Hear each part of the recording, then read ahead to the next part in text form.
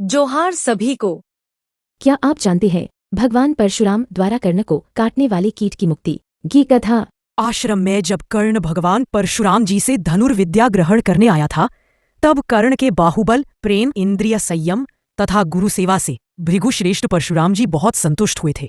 तदनंतर तपस्वी परशुराम ने तपस्या में लगे हुए कर्ण को शांत भाव से प्रयोग और उपसंहार विधि सहित संपूर्ण ब्रह्मास्त्र की विधिपूर्वक शिक्षा दी।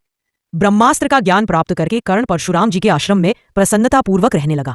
तत्पश्चात एक समय बुद्धिमान परशुराम जी कर्ण के साथ अपने आश्रम के निकट ही घूम रहे थे।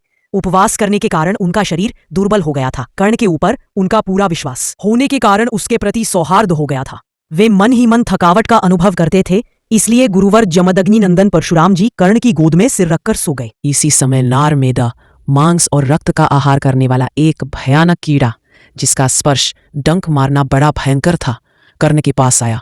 उस रक्त पीने वाले कीड़े ने कर्ण की जांघ के पास पहुंचकर उसे छेद दिया, परंतु गुरुजी के जागने के भय से कर्ण न तो उसे फेंक सका और न मार ही सका। वह कीड़ा उससे बारंबार हंसता रहा, तो भी सूर्यपुत्र कर्ण ने कहीं गुरुजी जाग न उठे, इस आशंका से उसकी उपेक्षा कर दी।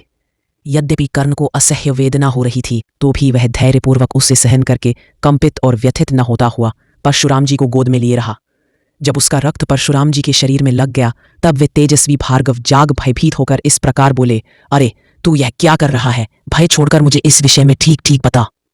तब कर्ण ने उनसे कीड़े के काटने की बात बताई। परशुराम जी ने भी उस कीड़े को देखा। उसके 8 पैर थे और तीखी दाढ़ें सुई जैसी चुभने वाली रोमावलियों से उसका सारा शरीर भरा तथा रंधा हुआ था। वह अलर्क नाम से प्रसिद्ध कीड़ा था। परशुराम जी की दृष्टि पड़ते ही उसी रक्त से भीगे हुए उस कीड़े ने प्राण त्याग दिए। वह एक अद्भुत सी बात हुई। तदनंतर आकाश में सब तरह के रूप धारण करने में समर्थ एक विकराल राक्षस दिखाई दिया। उसकी ग्रीवा लाल थी और शरीर का रंग काला था। वह बादलों पर आरूढ़ था।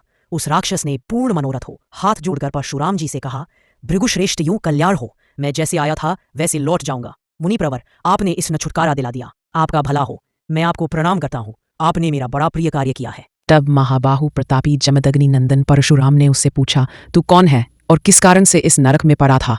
बतलाओ। उसने उत्तर दिया, तात, प्राचीन काल के सत्ययुग की बात है। मैं दंश नाम से प्रसिद्ध एक महान असुर था। महर्षि भृगु के बराबर ही मेरी भी अवस्था रही। एक दिन मैंने भृगु की प्राण प्यारी पत्नी का बलपूर्वक अपहरण कर लिया। इससे महर्षि ने शाप दे दिया और मैं कीड़ा होकर इस पृथ्वी पर गिर पड़ा।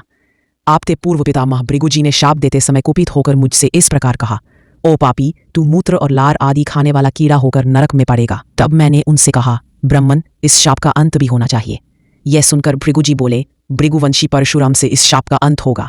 वही मैं इस गति को प्राप्त हुआ था। साधो, आपका समागम होने से मेरा इस पाप योनि से उद्धार हो गया।